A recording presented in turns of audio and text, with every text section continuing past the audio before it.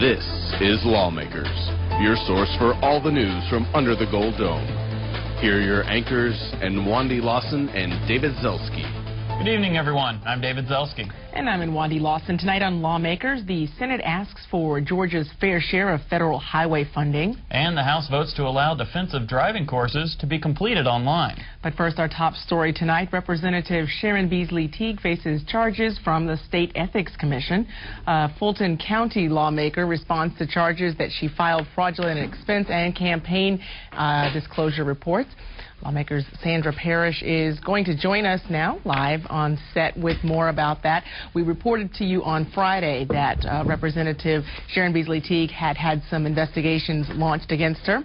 And we're going to get the latest update from Sandra Parrish in just a moment and find out exactly what the lawmaker had to say for herself today. Sandra did have a chance to catch up with her on the House floor late this afternoon, and she was able to now fill us in with a little bit more. Sandra, welcome. Good morning, David. Well, as you said, we told you on Friday about a couple investigations that were launched against State Representative Sharon Beasley-Teague. One of those by the House Information and Audit Committee and the other by the State Ethics Commission. Late this afternoon, that we actually heard from Representative Beasley-Teague. She came to the Capitol and addressed questions from reporters. After an excused absence earlier in the day, Representative Beasley-Teague met with reporters on the House floor. We asked her about 7 mileage reports filed last year with the House Information and Audit Committee that logged 500 to 900 miles per day all around the state. On September the 10th, Beasley-Teague claims to have driven 603 miles from Fairburn to Dublin to Waycross to Augusta to Flowery Branch to Young Harris to Cartersville and then back to Fairburn. I have a minimum wage bill. I've always carried like a minimum wage bill, so that's one of the things I know right offhand that I go and talk to people about. Asked about the investigation by the State Ethics Commission regarding $4,400 in reimbursements to herself for loans to her campaign, as well as $9,000 in expenses in a 1-month period. On their findings, hopefully I'm able to submit the paperwork that they'll be able to understand, and they'll make a decision on that.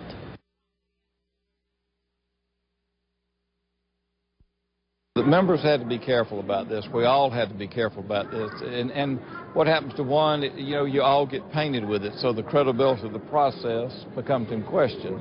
And if those kind of things happen, then we need clearer guidelines about how to do it and what to do and how to document that, because we're all in that position of public trust, and you have to be careful to maintain that trust in any way. Beasley-Teague says when she completes her report to the commission, she'll be happy to share it. I really haven't done anything wrong. Doing my job possibly a little different from others, talking to people. I think that's how I can get answers, because when time comes to vote on issues, people tend to not listen. But if someone comes from their district, they'd listen. Now, if the commission finds fault with her campaign report, the case could be turned over to the Attorney General's office. Sources tell us a complaint in regards to her mileage reports could be filed with the House Ethics Committee in a couple of weeks, which could result anywhere from a censure to expulsion. David and Nwandi? Thank you so much, Sandra. All right, thanks, Sandra. Prayers continue for the lives lost in the Dixie Crystal Sugar Refinery explosion last week. Savannah Senators Regina Thomas and Eric Johnson took some time today to thank those who aided the injured survivors and reminded everyone of the importance of setting up a statewide trauma network. This is the pictures that they took when they went up. Please continue to pray for the families. Continue to pray for the community. And most of all, please continue to pray for the rescue workers. They are tired. They're exhausted. Each time they went in, they sent a new crew in to get a body once the body was discovered. So just please continue to pray. And this reminds me again that we all need to be reminded, trauma care. The money is desperately needed to stay in trauma care. It's time to put some funding mechanism into place. We have the governor's speeder bill in the House. The Speaker and the Governor have come to an agreement on that. I urge them to act quickly and pass that over. The Speaker has also proposed a $10 tag fee.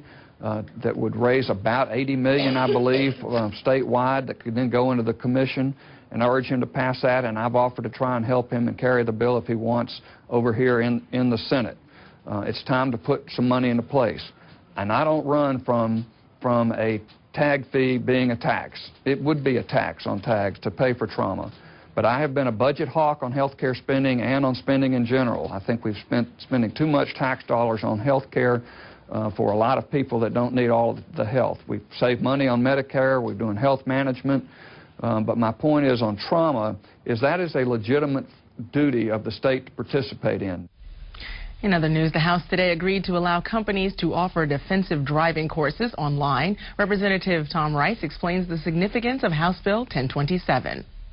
We're seeking to address a problem within Georgia where many courts are using pretrial diversions to divert people to take a defensive driving course and to pay the court cost and then effectively have their ticket dismissed via an unauthorized online course. Opponents countered that the measure would take business away from Georgia defensive driving schools, since most internet services are based in other states. The chair and vice chair of the Judiciary Non-Civil Committee said the lack of a way to confirm the ID of the online course taker was one reason the bill did not clear their committee last year.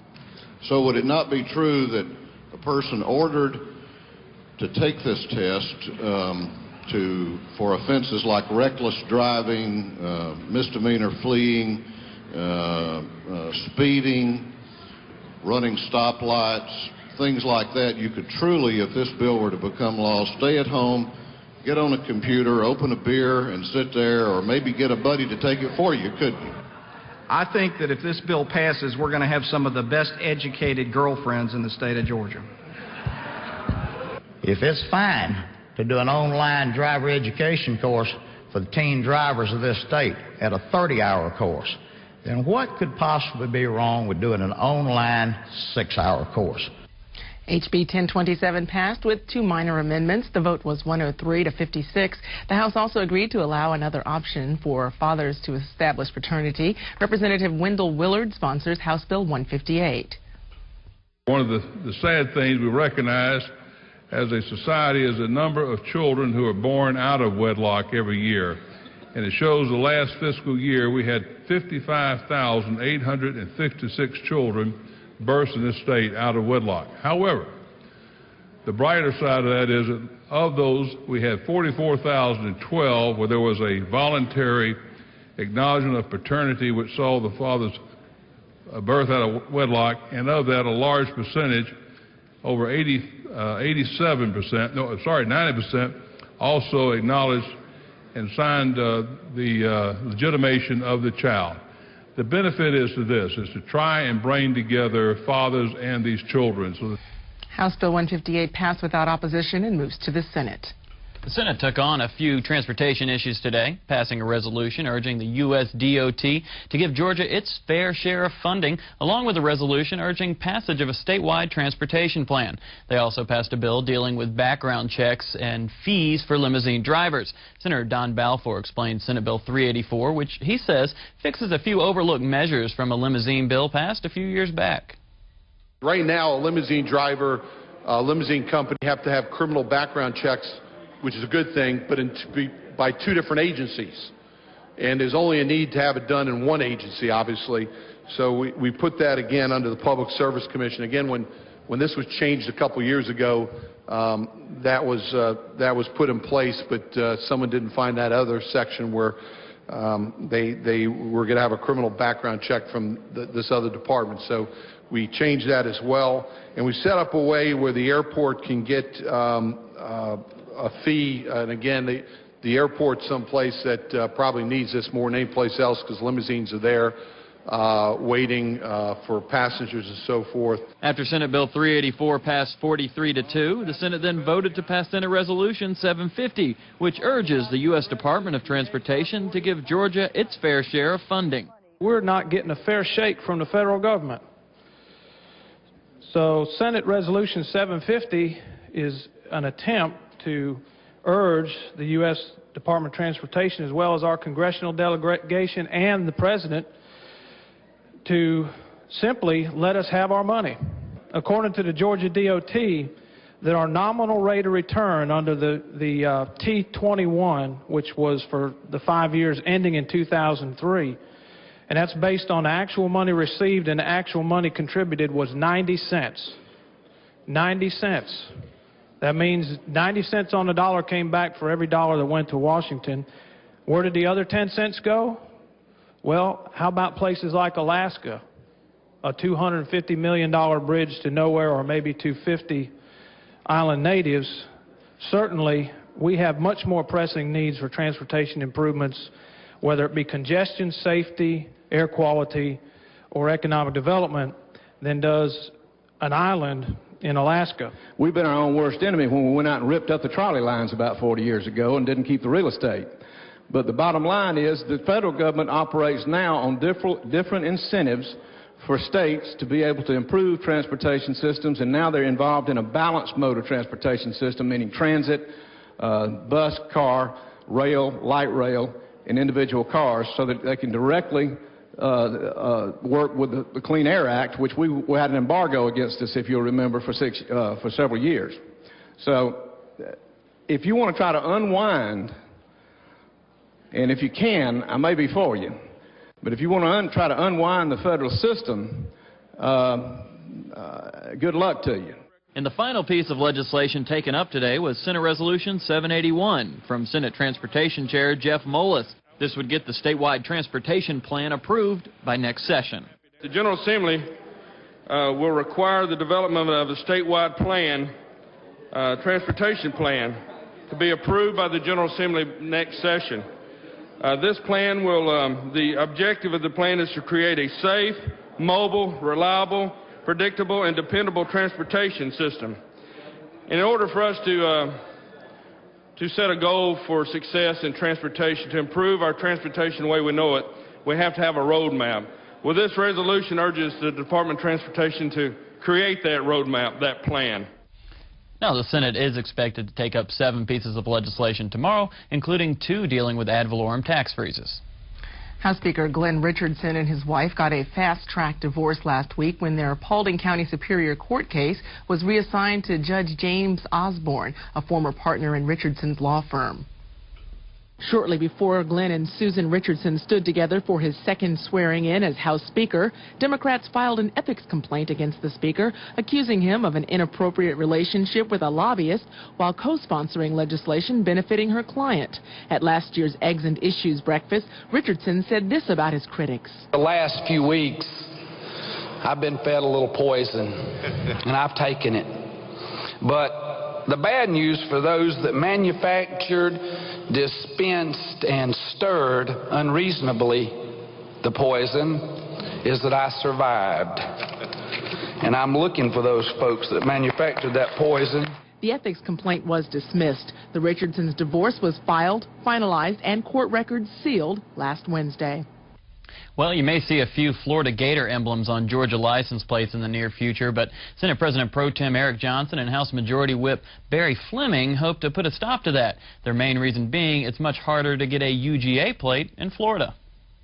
Last week, the announcement that University of Florida alumni in Georgia now are able to have a tag with a gator head on it in Georgia. And, you know, we all had some fun with that last year and literally talked to the Commissioner of Revenue about slowing it down or stopping it, but he's a Tennessee grad and there was nothing we could do about it under state law. A lot of states have reciprocity with one another. In other words, if they allow our citizens to take advantage of their tags in this case, we would do the same for theirs. So Eric and I have talked about having a bill which would require reciprocity for other states that allow specialty tags, particularly in this case institutions of higher learning. I intend to drop that on the House side, working with Eric on the Senate side to require reciprocity between those two. It is possible, for example, in Florida to get a University of Georgia tag, but it's so onerous and so hard to do that it's practically impossible, whereas we don't put those same burdens on people in Georgia. Again, Representative Fleming plans to introduce this bill in the House, and this would make it harder for future Gator fans to tags actually to go through, but the ones that have already been issued are off the hook for now. That is good news. Well, over 400 members of the 4-H Club were at the Capitol today for their annual 4-H Legislative Day. Lawmakers Bridget Snapp has that story. This is 4-H Day at the state capitol. It's a tradition we've been doing for many years, but we bring young people from virtually every county in the state. We have a huge reception. We actually had 700 over at the depot as part of the Leadership Day with Commissioner Beatty and the Georgia Rural Development Council. And I listened to Senator Johnny Isakson talk to us a little bit at lunch. We have 4-Hers all over the Capitol serving as pages, and we have 4-Hers speaking in each of the chambers. And we have projects and exhibits and all those things. 4-H stands for Head, Heart, Hands, and Health. The club president, Katie Comer, discussed how members use the 4-H's when she addressed the House and Senate earlier today. Nearly 200,000 youth from urban and rural Georgia will use their heads to clear thinking by becoming the scientists that will create a cure for cancer, or the teachers that will assist youth in learning. Their hands for larger service will be used to grow a garden or to help a family in a soup kitchen. Their help to better living will be used for the world by emphasizing healthy lifestyles to younger generations, or to run a road race to raise money for the construction of new Rock Eagle cabins. But most importantly, 4-Hers will use their heart to greater loyalty, to inspire youth and adults to make our world a better place to live. The students also presented the Friends of Extension Award to Representative Richard Royal for his service to the organization and posed for a picture with Lieutenant Governor Casey Cagle. The students went on to talk to their local representatives and learn more about the legislative process. Reporting for Lawmakers, I'm Bridget Snapp.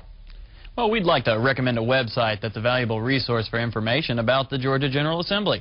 Go to www.legis.ga.gov.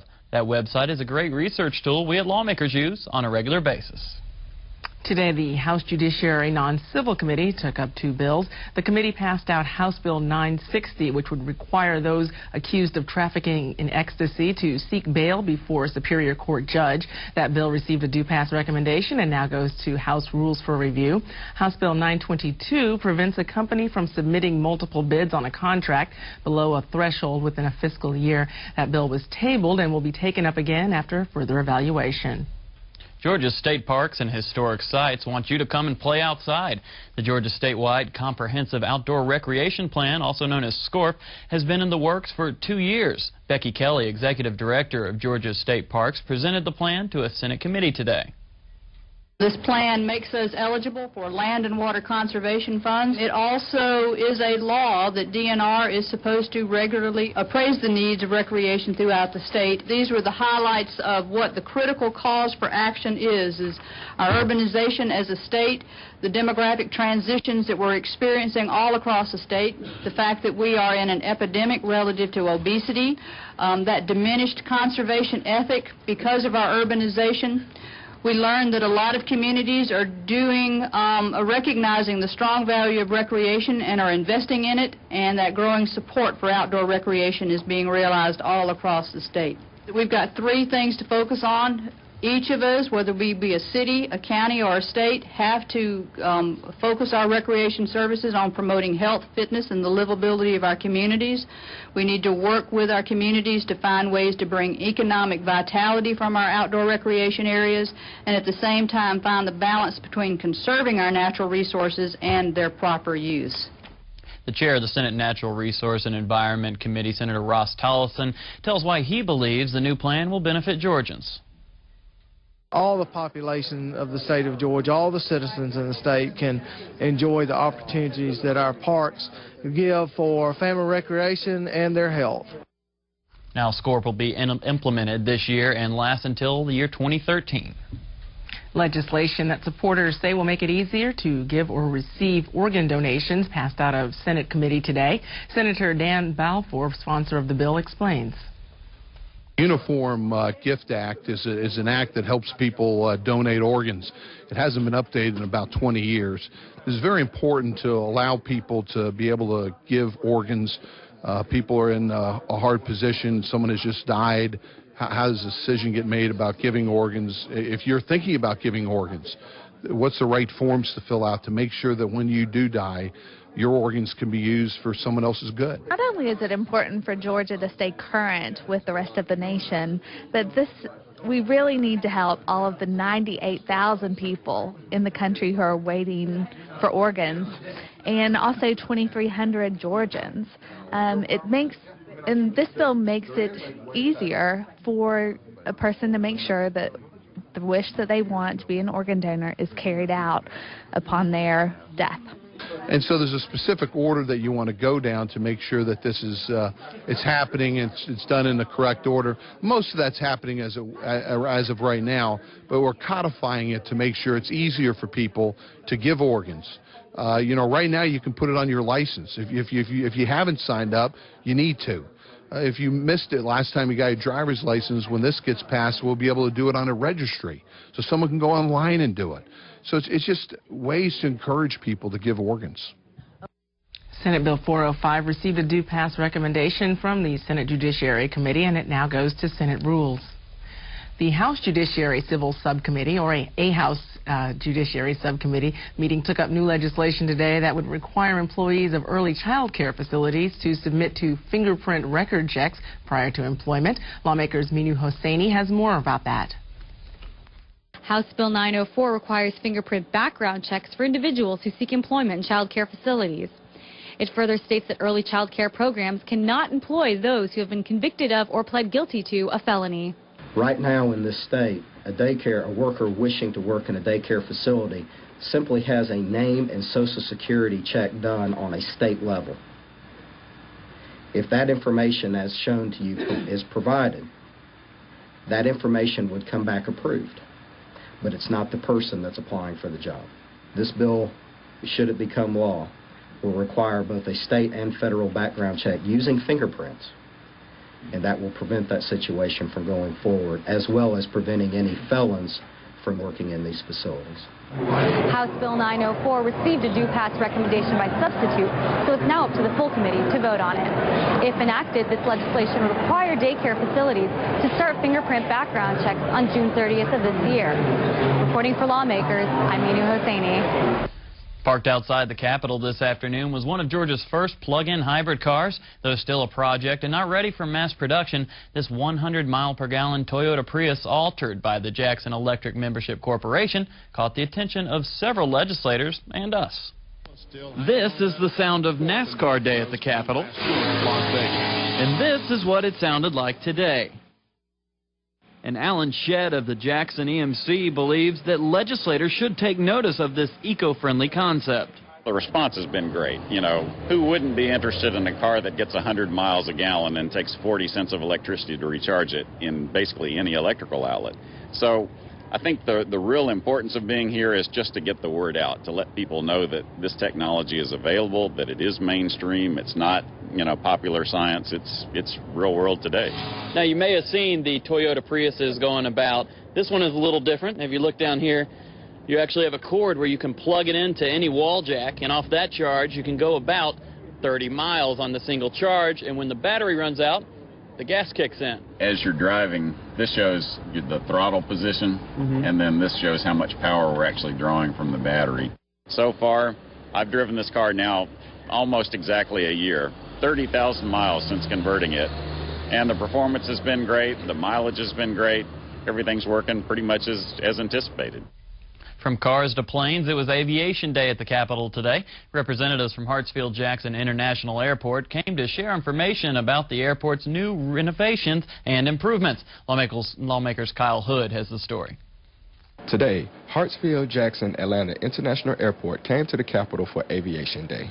Well, we come here every year to the Capitol to demonstrate to the legislators what's going on at Hartsfield-Jackson International Airport.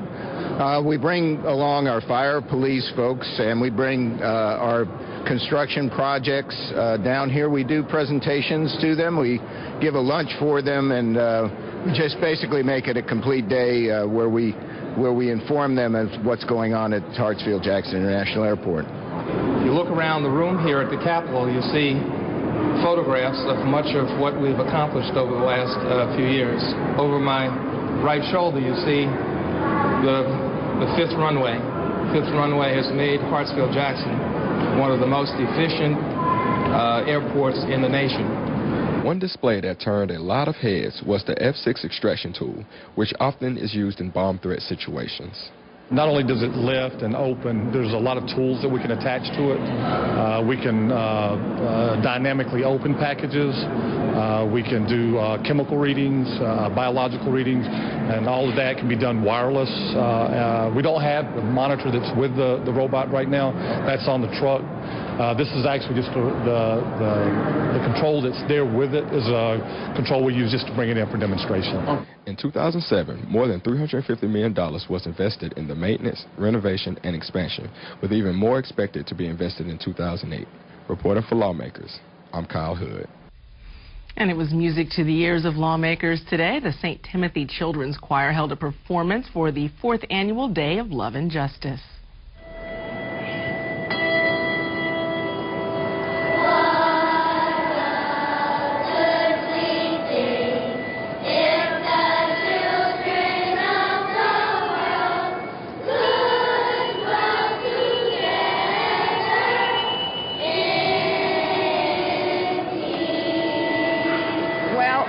They're very bright kids and very musical kids. It was the entire 6th grade. We have 13 6th graders, and we've been practicing for about 3.5 weeks. A lot of them had never been to the Capitol before, so this is a big thing coming down. They wanted to meet their representative, which they did. They got to meet them, so this was a major thing for them to come down and be a part of today. We want the United Methodists, all 525,000 in the state of Georgia, to know that they can make an impact on the lives of the children in our state, and that we can do it locally, but also it's important to look at the legislature and look at the bills and resolutions that come before and the laws that are made, and that you can't just do it locally, you've got to do it across the whole gamut.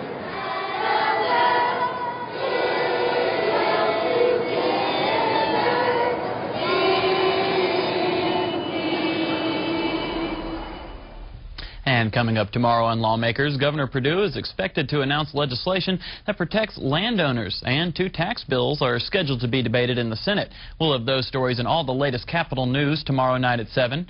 On Wednesday, we hope you'll join us at 10:55 a.m. for a live webcast of the State of the Judiciary Address. Georgia Supreme Court Chief Justice Leah Ward Sears will address a special joint session. If you have missed any part of this Lawmakers broadcast, tune in tomorrow when Lawmakers repeats at 5:30 a.m. You can also keep up with all the action under the Gold Dome daily on your local GPB radio station during Morning Edition, All Things Considered, and evenings at 6 p.m. on Georgia Gazette. Now, stay tuned for Antiques Roadshow in England. Sherborne, that program is coming up next here on GPB. And that, thankfully, is our broadcast for this, the 15th legislative day of 2008. I'm Nwandi Lawson. And I'm David Zelski. Have a great evening. Good night.